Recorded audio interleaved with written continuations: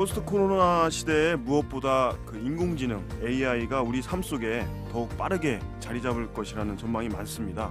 인공지능이 몰고 올 두려움과 무서움을 주제로 오늘 그 AI 덕후들과 세 번째 잡담을 시작해 보겠습니다. 오늘도 대전 MBC와 대덕넷 그리고 AI 덕후들의 커뮤니티인 AI 프렌즈와 함께하게 됐습니다. 네, 박수를 시작할까요? 네. 오늘 특별히 새로운 AI 덕후를 모시게 됐어요. 그래서 그 새로운 인물도 있고 그래서 그 간단한 인사부터 하고 시작하겠습니다. 우리 애트리 이정원 박사님부터. 네, 안녕하세요. 저는 한국전자통신연구원 애트리에서 일하고 있는 이정원입니다. 반갑습니다. 네, 반갑습니다. 네. 자연스럽게 오른쪽으로 돌까요? 네. 이 한국기기연구원 신뢰성평가 연구실에서 근무하고 있는 백동천입니다. 네, 반갑습니다. 네. 안녕하세요. 저는 한국전자통신연구원 인간로봇 상호작용연구실에서 근무하고 있는 이주영입니다. 네, 안녕하십니까. 저는 한전전력연구원의 최우성입니다. 아니 오늘 보니까 못 보던 거가 이렇게 계속 옆에 보이고 그러는데 막 검이 보이고 책이 보이고 그러는데 자기 소개할 때 이 나의 아이템을 좀 우리가 소개하는 시간을 갖기로 했잖아요. 네. 그래서 그 제일 지금 무서움, 두려움이 떨리는 그런 검에 대해서 지금 갖고 나오셨는데 우리 최 박사님부터 자기 아이템을 소개를 하면서 자기 소개를 좀 더 하겠습니다. 네, 사실 저희가 지난주에 저번 방송에서 이야기를 할 때 AI 관련돼서 그 공학자들이랑 소개해 드리긴 했지만 네. 그거 외에 자기가 좀 관심 있는 영역들 그리고 추가적으로 자기 잘 소개하면 좋겠다라고 해서 각자 지금 먼저 생각나는 아이템들을 하나씩 가져오기로 했었고요. 저 같은 경우에는 검을 가지고 왔는데요. 이게 지금 보시면 아시겠지만은 진짜 칼이거든요. 진짜 칼. 진검. 진검이라고 예. 보통 부르고요. 이렇게 보시면 이렇게 보입니다. 그래서 실질적으로 이거는 이제 그 그러니까 검은 띠 이상의 네. 어떤 그 일부 검증된 사람들이 예. 이제 경찰서의 허락을 받고 예. 허가증을 가지고 이제 보유할 수가 있는 거고요. 예. 보통 이거 같은 경우 시범할 때 많이 쓰고 있고 예. 뭐 볕단 배기 하시는 분들도 이런 걸 사용할 수가 있습니다. 예. 그래서 이제 오늘 뭐 주제가 무서움, 두려움 이런 게 있는데 예. 여러분 만약 길거리에서 누군가가 칼을 가지고 있다면 엄청 무서우실 거예요. 두렵죠. 어떻게 할지 모르니까. 근데 이제 저희가 그 실제 도장에서 정말 고수 한 7단, 8단, 9단 되시는 분들이 이렇게 진검을 가지고 있으면은 그분의 한 칼에 모든 게 결정이 되기 때문에 무서운 마음이 생겨요. 무서운 마음. 이제 그분의 실력을 알기 때문에 네. 네, 그런 부분에서 이제 조금 연결고리를 찾아봤고요.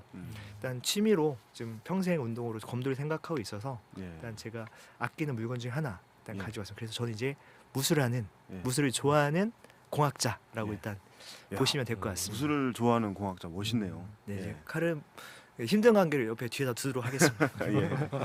오늘 보니까 되게 진검을 갖고 계셔서 그런지 되게 일본 사무라이 풍이 딱 느껴지는데. 저는 철저하게 대한민국을 사랑하는 아, 대한민국의 공학자가 맞고요. 네, 네, 알겠습니다. 예, 그 옆에 또 그림이 보입니다. 고흐가 보이고. 예. 저는 코드로 그린 그림으로 작년부터 이제 작품 활동하고 데뷔를 하게 됐어요. 그래서 네. 지금 화학연구소 디딤돌 플라자에 전시를 하고 있는데요. 그 그림을 들고 올 수 없어서 예. 그 그림을 담고 있는 엽서. 예. 사실은 이게 작년 초에 엽서를 만들었었어요. 그래서 여기 이쁩니다. 이제 그림이 있고 제 그림의 특징은 요 밑에 코드가 있습니다, 실제로. 그래서 이 그림을 만들어낸 코드가 있죠. 그래서 이때는 전시를 하게 될 줄 전혀 모르고 뭔가 컴퓨터로 그림 그리는 사람 입장에서 그림에 몸을 주고 싶다 이런 생각을 했었거든요. 그거의 첫 번째 시도로서 이렇게 엽서에다가 먼저 예. 작은 몸을 한번 만들어 봤었고 그게 어떻게 또 연결이 돼가지고서 전시를 하게 되었죠. 네, 네. 그래서 저는 코드로 그린 그림을 예. 공학과 과학의 축 말고 다른 축에서 예. 활동하고 있습니다. 예. 아유, 멋있습니다. 이 검의 무술에 이어서 예술을 하는 또 우리 이주행 박사님. 예. 이 그림들은 저희가 올해 그 AI 페스티벌 축제할 때 또 이렇게 그 공간에서 한번 전시를 현장에서 하는 그런 어떤 기회를 좀 만들어 보도록 하겠습니다.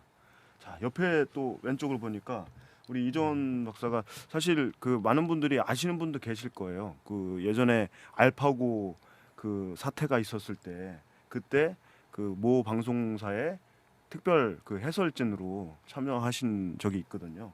그래서 그거와 함께 요 생각의 기원이라는 책이 보이는데 잠깐 소개해 주시죠. 네. 네, 저기 무술하셨고 예술하셨으니까 네. 전 저술로 해주세요.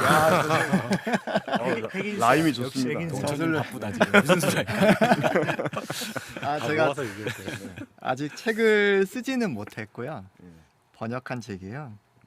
근데 AI 프렌즈 운영진으로 활동하고 있고 AI 덕후라고 소개해 네. 주셨지만 저는 AI보다는 인간에 더 관심이 많아요. 네. 그래서 신경과학을 공부하고 싶어 했고 네. 그래서 생각의 기원이라는 영장력자가 쓴 침팬지와 인간이 어떻게 생각을 다르게 하게 되었는가 그런 질문에 대한 답입니다. 답을 주는 하나의 가설을 주는 책입니다. 네. 책은 어떻게 많이 팔리셨나요?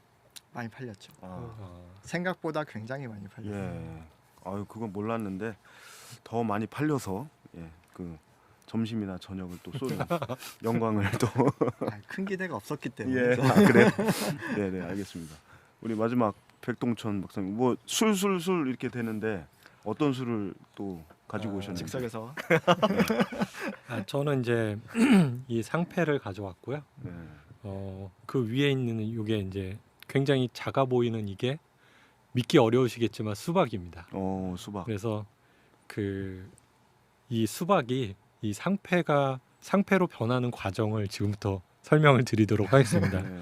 이 공학자한테 수박을 키우라고 하면 벌어지는 일입니다. 어, 제가 그 몇 년 전 지인의 소개로 텃밭을 시작했는데요. 그래서 수박 모종을 심으려고 하다 보니까 제가 또 열심히 공부를 해보니까 어떤 특정한 온도에서 심어야 된대요. 그래서 정말 온도 센서로 측정을 해보니까 기상청의 온도랑 너무 다른 거예요. 그래서 우리가 기상청에서 나오는 온도도 있지만 내 밭의 온도랑은 너무 다르기 때문에 그거를 센서를 가지고 측정을 하면 좋겠지만 비용과 시간이 너무 많이 들잖아요. 그래서 네. 이걸 어떻게 해결을 할까 좀 생각을 해봤더니 며칠간만 실제 측정을 해서 기상청하고 상관관계를 모델을 만들 수 있다면 그 이후에는 저희 나라는 이제 공공 데이터 서비스를 하고 있으니까 네. 그러한 기상청의 공공 데이터와 모델만 있으면 이후에는 센서가 없이도 미래 심지어 과거의 데이터를 얻을 수 있겠다는 생각에 작년에 창의시드형 과제를 기계연구원 내에서 주는 프로젝트 연구비를 받아서 네. 센서 데이터를 굉장히 많이 얻었습니다. 네. 그래서 이번 주가 1년이 되는 시기인데요. 중간 데이터를 얻어서 그 데이터를 가지고 올 초에 데이터 경진대회도 하게 되었습니다. 그래서 이번에 그 결과로서 네. 무려 상패가 있네요. 992팀 중에 1위 한 친구의 상장을 들고 나왔습니다. 예. 상패를 갖고 왔습니다. 네, 네. 그래서 빌려오신 건가요? 이제 제가 이제 제작을 해서 아, 그 친구에게 이제 배송하기 직전에 가져온 거죠. 직전에. 하필 방송 날짜가 이렇게 잡혀가지고 예, 예, 예. 그래서 들고 나왔습니다. 제 거는 아니고 예. 곧 드릴 거. 아니 네. 아기 수박 저 씨앗 같은 게 상패로 된 거의 마술 아. 술술술 마술이네요. 마술. 마술. 마술이네요. 마술 괜찮은 것 같아요. 이게 이제 한 달 반 정도 있으면 예. 큰 수박이 되는데 야. 그것을 이제 최우성 박사님의 진검으로 잘라서 같이 시식하면 좋을 것 같습니다. 여기에서 그러면 네. 이렇게 잘라서 네. 한번 시식. 저는 이제 다음에 수박 갖고 나와야 되니까 네. 안 잘리는 걸로. 자 오늘 이렇게 화기애애한 분위기 속에서 이제 무서움 AI에 대한 무서움과 두려움에 대해서 얘기를 한번 해볼 텐데요. 무서움과 두려움을 저희가 그 사실은 이렇게 명확하게 구분하기는 좀 힘든 것 같아요. 그래서 우리 백동전 박사님이 두려움과 무서움에 네. 대해서 정의를 한번 네, 내려주실 수 지난번에 있다고. 저녁 먹다가 일반인이 AI에 대해서는 두려움을 처음에 느끼다가 그것을 알게 되면 무서움을 느낀다는 그러니까 약간 막연한 생각을 좀 갖고 있었는데 여기 오기 전에 주제가 두려움과 무서움이기 때문에 한번 찾아봤어요. 그러니까 이제 두려움이란 어떤 실체를 모르는 대상에 대해서 그 화자가 말하는 감정을 표현하는 단어고 네. 그다음에 이제 무서움이란 그 실체가 명확한 대상에 대한 평가라고 하더라고요. 예. 그래서 이 AI에 대해서 처음에 모를 때는 그런 것들을 이제 막연하게 이제 두려움을 느끼다가 예. 실제로 이제 AI가 그 어떤 건지 알게 되면 무서움을 느끼는, 그러니까 이제 공포라는 무서움도 있겠지만 우리가 어떤 것을 뭐 예를 들어서 어떤 무섭게, 쟤는 좀 무섭게 공부한다. 그러면 이제 상당히 굉장히 많이라는 뜻도 있으니까 그런 측면에서 약간 무서움과 두려움 그런 키워드가 현재 AI의 진행 과정에서 우리가 느끼는 감정일 것 같다는 생각입니다. 예. 우리 이중인 목사님은 아까 말씀하실 때 롤러코스터를 비유하면서 그 쉽게 설명해 주셨는데 보충 설명 좀 해주시죠. 이미 잘 하셨는데요. 저도 네. 사실은 무서움과 두려움을 거의 구별하지 않고 쓰는 것 같아서 급히 한번 찾아봤었는데 아까 비교한 거 보니까 롤러코스터처럼 통제된 상황에서 네. 느끼는 그런 감정은 무서움이라고 네, 한다고 하는 거예요. 무서움. 어쩌면은 조금은 즐길 수도 있는 것일 수도 있는 거죠. 네, 말씀하신 것처럼 두려움의 대상은 알 수 없는 어떤 것인 것 같아요. 그래서 이번에 코로나 바이러스 같은 경우에는 어떻게 보면은 두려움의 대상일 수 있는 거죠. 어찌 될지 모르는 예, 거니까. 예, 예. 적절한 좀 쉽게 이해되는 그런 비유였습니다. 예. 자, 우리 한번 본격적으로 이제 무서움과 AI에 대한 무서움과 두려움에 대해서 이제 얘기를 해볼 텐데 사실 저희가 그 첫 질문을 뭘로 할까 이렇게 보니까 이제 많은 일반 대중들이나 많은 사람들이 AI에 대해서 사실 무서움이라는 두려움이라는 감정을 왜 느낄까? 왜 그런 감정을 느낄까? 그러니까 아까 뭐 막연한 두려움이 생기는 그런 게 우리들의 일자리를 뺏어서 그런가? 뭐 이런 그 질문들을 할 수 있잖아요. 그래서 왜 이 그 AI 인공지능이 무서울까? 두려울까? 그런 질문부터 한번 그 드려보면 좋을 것 같아요. 네. 저는 질문 자체가 좀 무서운데요. 그러니까 왜냐면은 네네네. 그 사람 이게 예를 들어 설명하면은 사람이 무서울까 하면은 사실 사람은 좋은 사람도 있고 나쁜 사람도 있고 그렇죠. 경우에 따라 굉장히 다르잖아요. 예. 그거를 두리뭉실하게 AI라고 통칭해 놓고 예. 그런 질문에 대해서 무섭다 안 무섭다 예. 그러니까 그렇게 얘기하기보다는 어떤 경우는 그렇고 저런 경우는 그렇고 좀 다양한 면이 있기 때문에 좀 대답은 질문은 그렇지만 그 대답하기에 따라 좀 많이 근데 가능성이 이제 있는 것 같아요. 이야기 그 질문에 관련돼서 이제 네. 이 박사님께서 그 롤러코스터 통제가 가능한 영역과 통제하지 않는 영역에 대한 설명을 이제 드렸었는데요. 영화 얘기를 잠깐 이제 드리면 그 엑스마키나라고 2015년 정도에 개봉한 영화가 있고요. 네. 그게 그 뭐 오스카 아이작 그다음에 뭐 알라시아 뭐 빅텐데르라고 지금은 유명한 배우들이 나오는 건데 예. 1950년에 앨런 튜링이라는 수학자가 인공지능에 관련된 테스트를 할 때 상대방이 앉아 있고 이제 상대 쪽에서는 머신하고 사람이 앉아 있는데 내가 어떤 질문에 대한 반응을 가지고 상대편에 있는 사람이 뭐 머신이다 아니면 인공지능이다라고 테스트하는 게 튜링 테스트라고 유명한 게 있는데 이걸 기본적으로 소재로 만든 영화예요. 그래서 영화에서는 근데 그 어떤 영화에서의 주인공은 상대방이 어떤 머신인 걸 알면서도 튜링 테스트 형태로 일단 계속 체크를 해 나가는 건데 거기서 주인공의 어떤 감정들이 처음에는 그 사람이 잘하는 프로그래머이기 때문에 기본적으로 인공지능에 대한 기본 이해가 있거든요. 그래서 막연하게 이렇게 튜링 테스트를 진행하다가 막판에는 사실은 자기가 통제할 수 있는 영역을 넘어서서 상대방이 자기를 통제하는 형태로 딱 바뀌거든요. 예. 그런 측면에서 어떤 감정의 어떤 변화들이 말씀하셨던 두려움과 어떤 막연한 두려움과 무서움들을 좀 아울릴 수 있는 어떤 예가 되지 않을까 싶습니다. 그러니까 내가 통제해가지고 이 정도까지는 가능하겠지라고 하는 영역에서 어느 순간 보니까 얘가 나를 뛰어넘어서 내가 통제할 수 없고 그 사람이 나를 통제할 수 있는 상황이 딱 되는 상황. 예. 그럴 때 이제 좀 막연하지 않은 예. 내가 그 기술에 대한 이해가 있긴 하지만 무서울 수밖에 없는 뭐 그런 영화고요. 이게 19금이라서 예. 청소년들은 보면 안 되는 거고요. 그거 봤는데 재밌더라고요. 저도 사실 최근에 좀 봤고요. 최근에 좀 급히 시간 내서 봤는데, 예. 그러니까 인공지능이라는 거, 그 다음에 어떻게 인공지능이 사람하고 다르게 평가받을 수 있는지에 대해서는 중간 중간에 어떤 인간에 대한 관심들이 많으신 두 분에서 보실 때는 그 감정선을 따라가는 것들이 좀 묘한 그 재미들이 있어서 예. 색다른 경험들을 하실 수 있지 않을까 싶습니다. 인공지능의 무서움과 두려움을 좀 직간접적으로 경험할 수 있는 네. 괜찮은 영화라고 생각하고 있습니다. 안 보신 분은 꼭 보시면 그런 감정을 느끼실 수 있을 것 같아요. 저는 크게 세 가지인 것 같은데요. 음.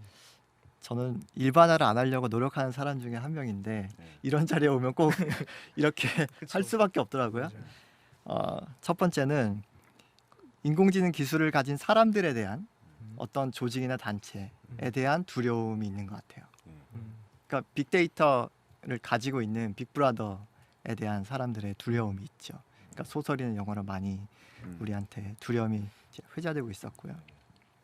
두 번째는 인공지능 기술이 너무 잘할까봐. 왜? 일자리 뺏기니까 그렇죠. 일자리. 점점 대체되어 나가고 음. 그럴까봐 두려워하는 게 있고, 세 번째는 오작동할까봐. 자율주행에 대한 두려움은 그것이 가장 클 것 같아요. 이게 우리가 믿을 수 있느냐는 거죠. 신뢰성. 예. 근데 또 느끼는 것 중에 하나는 사람들이 느끼는 그 두려움, 무서움의 스펙트럼이 굉장히 다양해요. 그러니까 개개인별로 너무나 다양한 스펙트럼을 가지고 있더라고요. 그래서 인공지능에 대해서도 마찬가지고 이번에 코로나19에 대해서도 저는 그런 거 신경 안 쓰는 사람이라서요 라는 인터뷰를 하면서 뭐 마구 아무렇지도 않게 다니는 사람들이 있는가 하면 집 밖으로 나가면 큰일 날 줄 아는 사람들도 있고요. 그래서 굉장히 다양한 스펙트럼이 있다. 말씀하신 거 이제 두 번째, 세 번째는 그 인공지능이 카피가 가능하다는 데서 오는 것 같아요. 복제. 예, 얘는 그 사람은 아무리 뛰어난 사람이더라도 생명이 유한하기 때문에 죽으면은 그 다음 세대에 그걸 배워서 새로 시작해야 되는 거잖아요. 근데 이제 인공지능은 카피가 되기 때문에 이거는 더 좋아질 수밖에 없는 거거든요.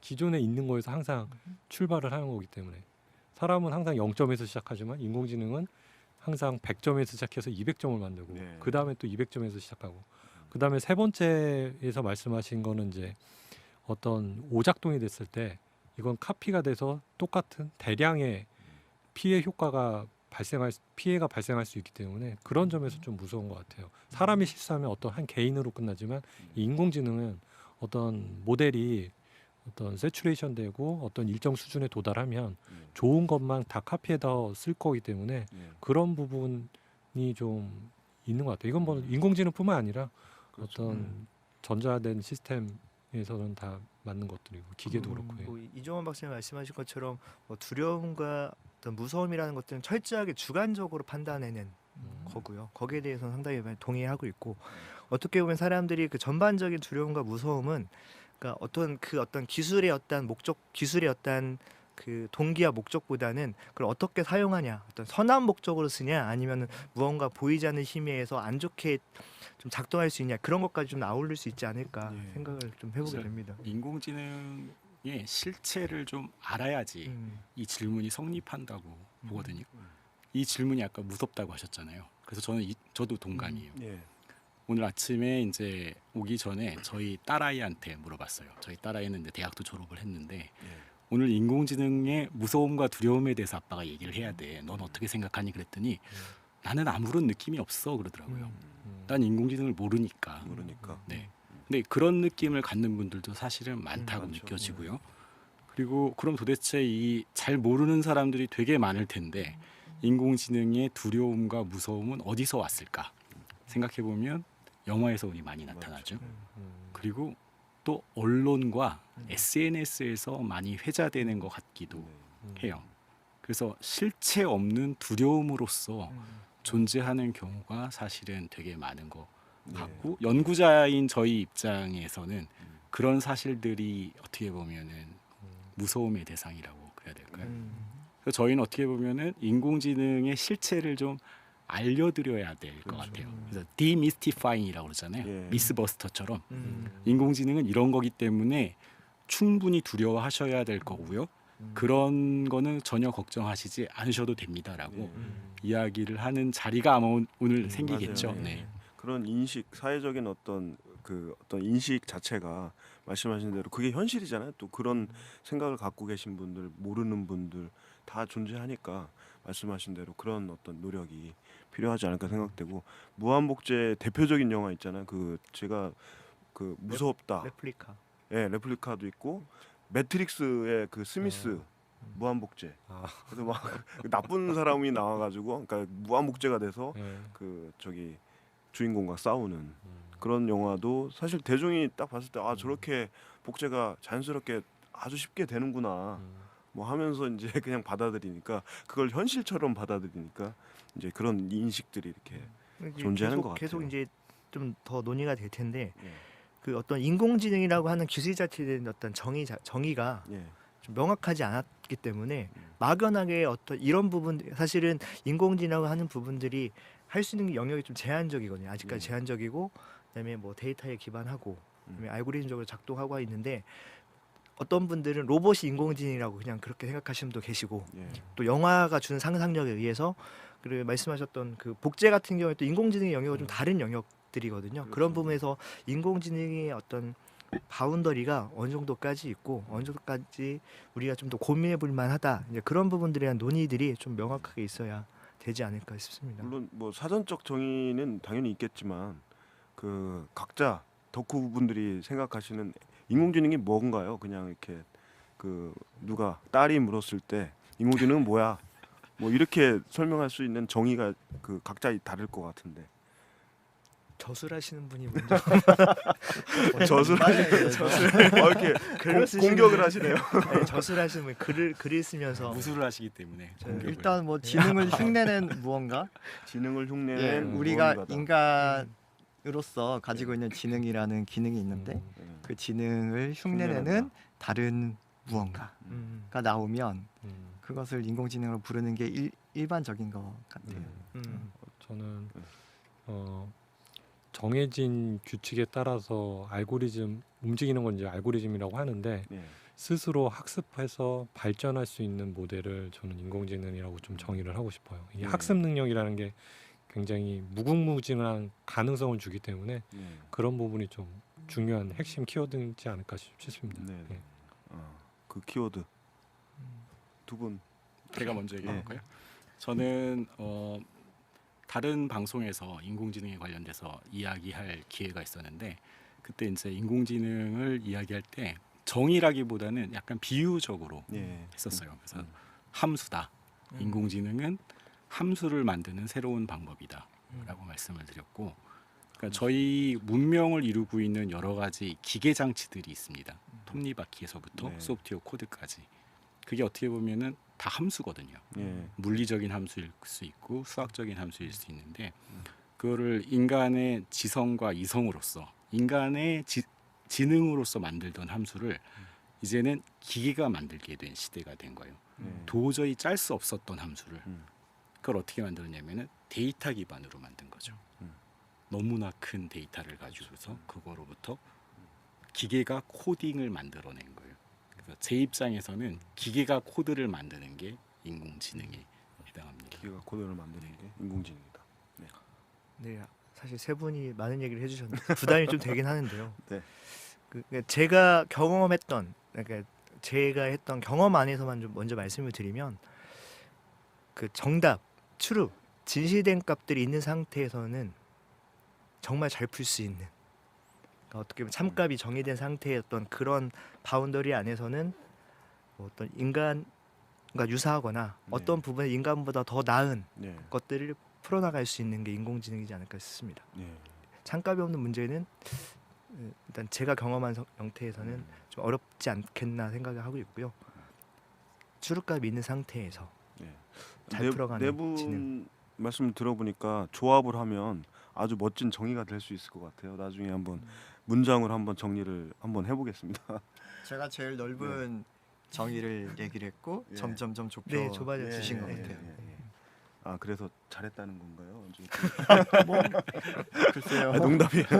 네. 결국에는 처음 말씀하실 때, 그러니까 결국엔 인공지능은 인간의 지능을 흉내내는 것인 것 같다라고 이렇게 말씀을 하셨는데 사실 계속 인공지능을 얘기하면 인간하고 알파고도 그렇지만 대결 구도잖아요. 그리고 대결 구도에서 그리고 나중에 뭐 인공지능이 결국 지배할 것이다 세상을 우리 인류를 지배할 것이다 이런 어떤 또 두려움과 무서움이 있는 것 같은데 그런 차원에서는 어떻게 생각을 하시는지 그러니까 대결 구도에서 실제 그럼 그렇게 진짜 될 것인지 뭐 이런 질문들을 해볼 수 있을 것 같아요. 그 굉장히 앞서가는 그렇죠. 질문이라고 사실은 생각이 되고 예. 함부로 이렇게 답하기 어려운 거예요. 사실 그러니까 지능에 대해서 저희가 먼저 사실은 얘기를 해야 되거든요. 네. 인간의 지능이 무엇인지. 저희가 지능을 두려워하나요? 똑똑한 사람이 두려우세요? 똑똑한 아이가 두려우신가요? 똑똑한 기계는 두려운가요? 범죄자가 똑똑하면 두려울 것 같아요. 예. 그러니까 네. 뭐가 벌써 붙으면 두렵기 시작하는 네. 거잖아요. 근데 인공지능은 사실은 범죄자로서 만들어진 건 아니잖아요. 그렇죠. 예.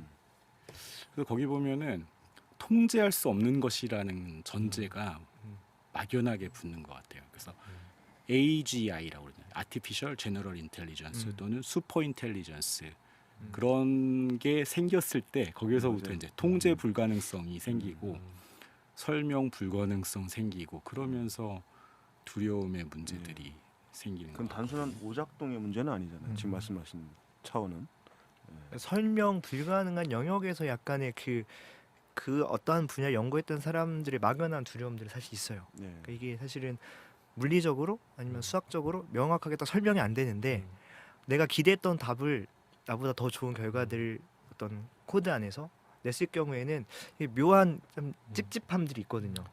그러니까 이제 불쾌한 약간은 약간 좀 두 가지가 있는 것 같은데 기술적인 측면에서 그것을 연구하는 사람들이 좋은 성능을 내는 것에 대해서 설명이 불가능한 부분이 있거든요. 그래서 설명을 더 잘할 수 있게끔 또 연구하시는 분들도 있고 네. 그런 기술적인 좀 부분이 있고 그다음에 또 인공지능 기술이 갖고 올 어떤 직업의 그런 대체 그래서 일자리가 줄어드는 그런 그 영향에 대한 두려움 그런 것들이 좀 있는 것 같습니다. 네. 이게 제가 보기에는 그러니까 직업적인 기능 부분들이 보통 사람이 할 수 있는 것들은 대부분 대체할 수 있는 기술이라고 좀 보거든요. 어떻게 보면 분명 대체할 수 없는 부분도 있긴 하지만 상당량 그 어떤 정신 노동 어떤 그런 것들이 많이 대체될 수 있는 부분들이 좀 있어요.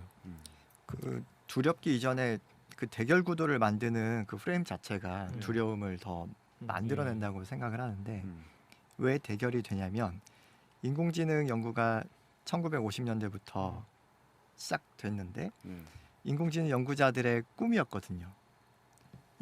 사람을 뛰어넘죠. 인간을 쫓아가는 사람을 게 뛰어넘죠. 꿈이었거든요. 네. 컴퓨터가 처음 생길 때부터 그렇죠. 인간을 닮은 컴퓨터를 만들고 싶어요. 그렇죠. 그때는 인공지능이라는 말도 사실 잘 없었고 그렇죠. 그러니까 비교 잣대가 항상 사람이었으니까. 그렇죠.